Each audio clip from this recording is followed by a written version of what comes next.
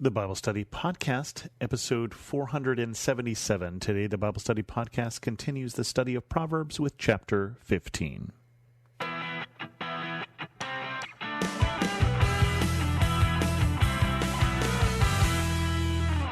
Welcome to the Bible Study Podcast. I'm your host, Chris Christensen, almost halfway through Proverbs now. Chapter 15 has one of my favorite Proverbs. We're going to talk a lot about talking today, and it starts like this.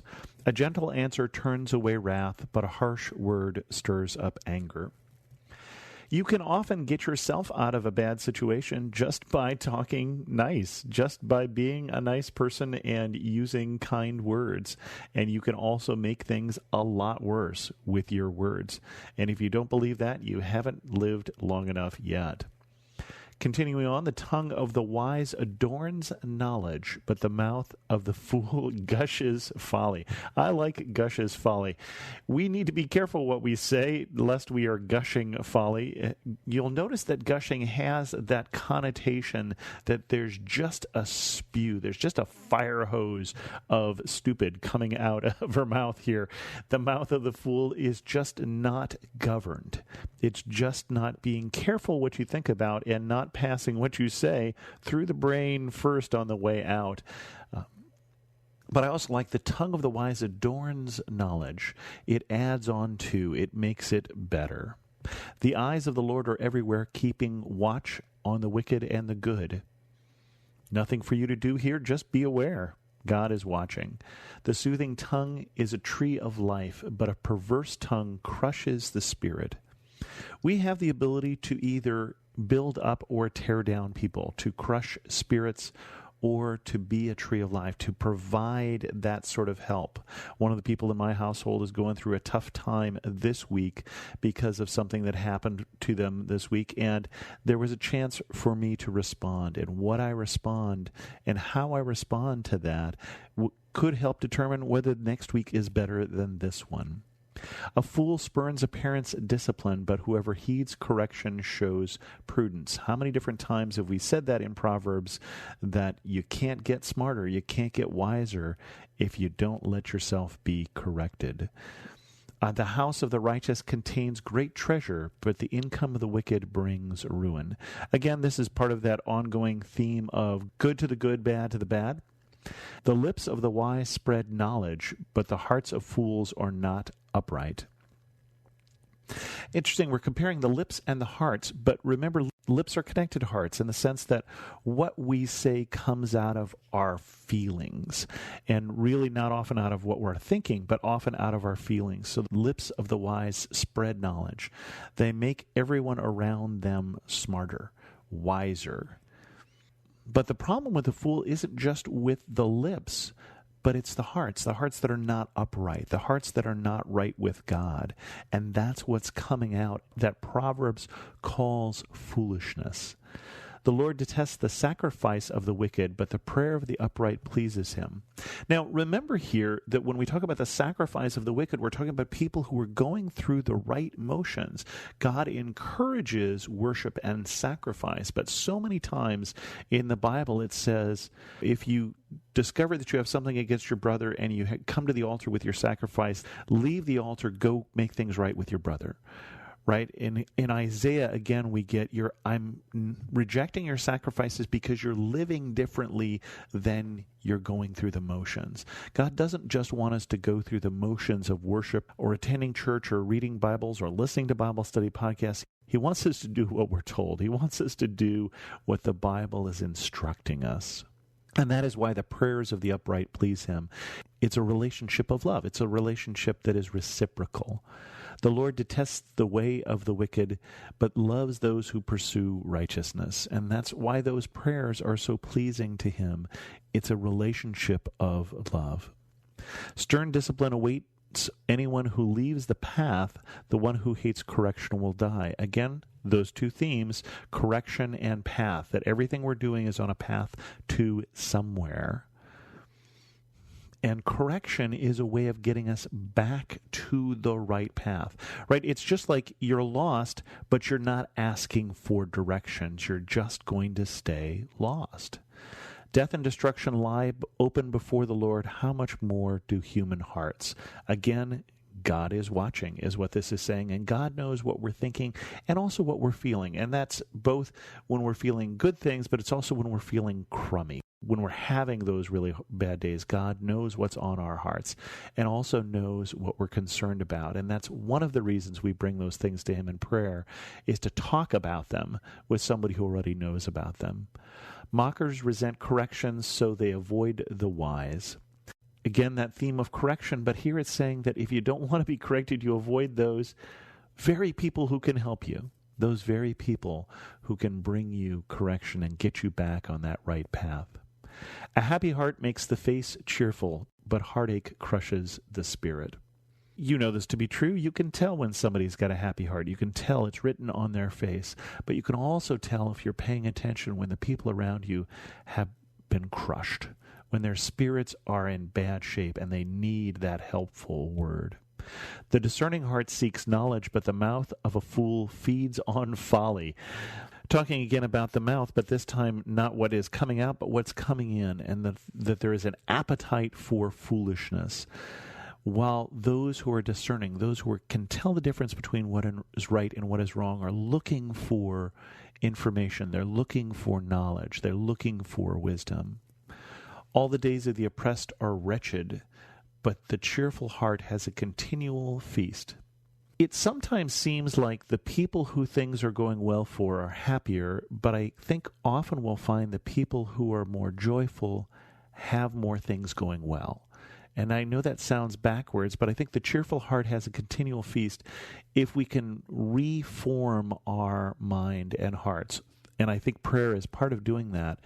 And learning to be grateful and learning to be thankful and learning to have perspective, I think it is a continual feast. It's a continual source of nourishment to get our heart right with God and get our heart in a good place. Better a little with the fear of the Lord than great wealth with turmoil. It's saying, what do you value? What's valuable is first being right with God. Better a small serving of vegetables with love than a fatted calf with hatred. Boy, have you been to that family dinner where no one wants to talk to anybody else and it all tastes wonderful and yet it just goes down sour. Better a small serving of vegetables with love. Better something simple. Better a home than a palace if there is love there. A hot-tempered person stirs up conflict, but the one who is patient calms a quarrel. This goes along with that first one. What are we saying? Are we bringing in calm? Are we bringing in peace? Are we calming things down and bringing perspective and bringing wisdom? We are called to do that. Blessed are the peacemakers, for they will be called the sons of God. The way of the sluggard is blocked with thorns, but the path of the upright is a highway. If you give me a choice between a path filled with thorns and a highway, I will take the highway. I will take the top down and do some in-car karaoke. But apparently I can't get there as a sluggard. I can't get there unless I get out of bed, put my butt in the seat, and do the work. And some days that's easier than others. A wise son brings joy to his father, but a foolish man despises his mother. A lot of verses in the Bible talking about that, curses to people who curse their parents. And again, we had the verse here further up about taking correction from our parents, and that's one of the reasons we get so much formative value and correction from our parents, or we're supposed to if they're doing their job. But even if they didn't do their job correctly, they did give us that precious gift of life. Even if everything else they screwed up, they gave us something that is beyond compare, and we ought to respect them, even if it's just for that. Folly brings joy to one who has no sense, but whoever has understanding keeps a straight course. Again, we're talking about paths, we're talking about directions, and not taking joy in doing foolish stuff. Keep your eye on the ball, keep your eye on the prize, keep watching the road as you're driving. Plans fail for lack of counsel, but with many advisors, they succeed. A familiar theme here, you get wiser by being around wise people, and you get wiser still by taking their advice. A person finds joy in giving an apt reply, and how good is a timely word?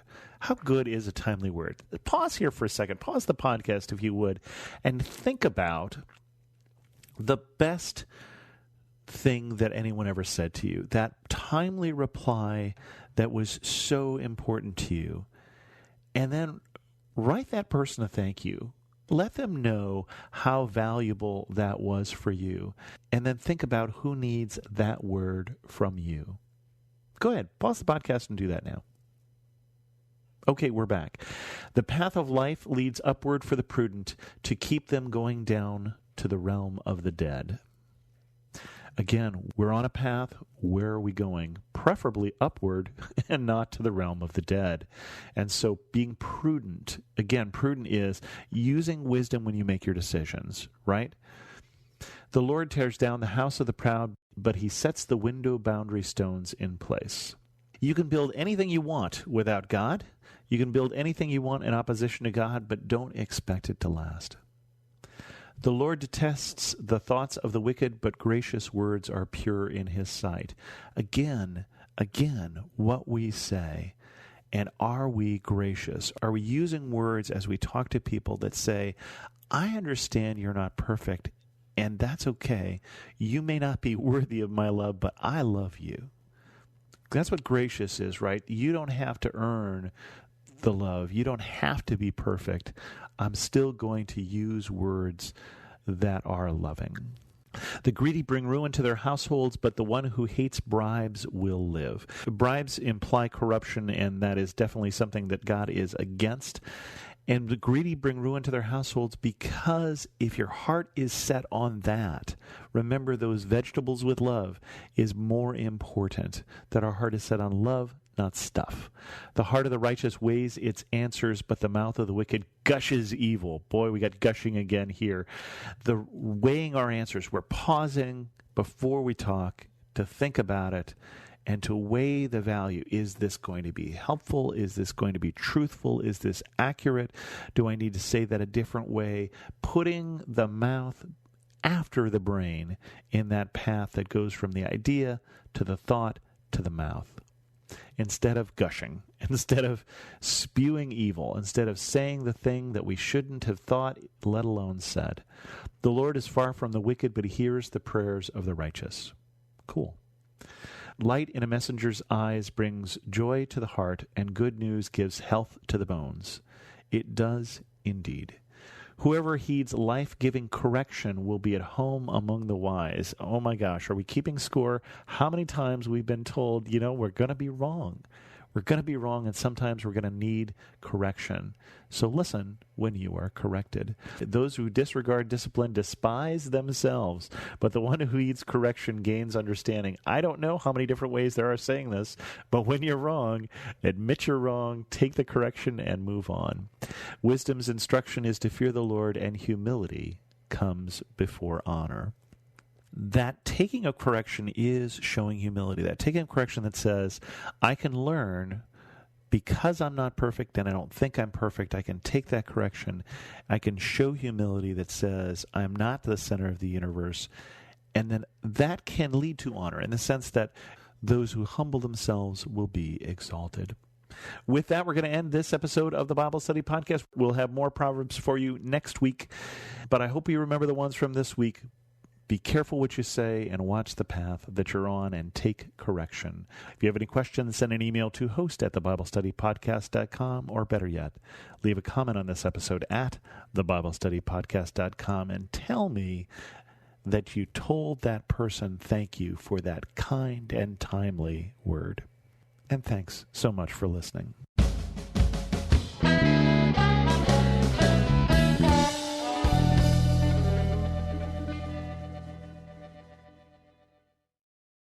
Feeling stressed? Let's take better care of you. I'm Bonnie Gray, the host of Breathe, the Stress Less podcast. Subscribe at lifeaudio.com.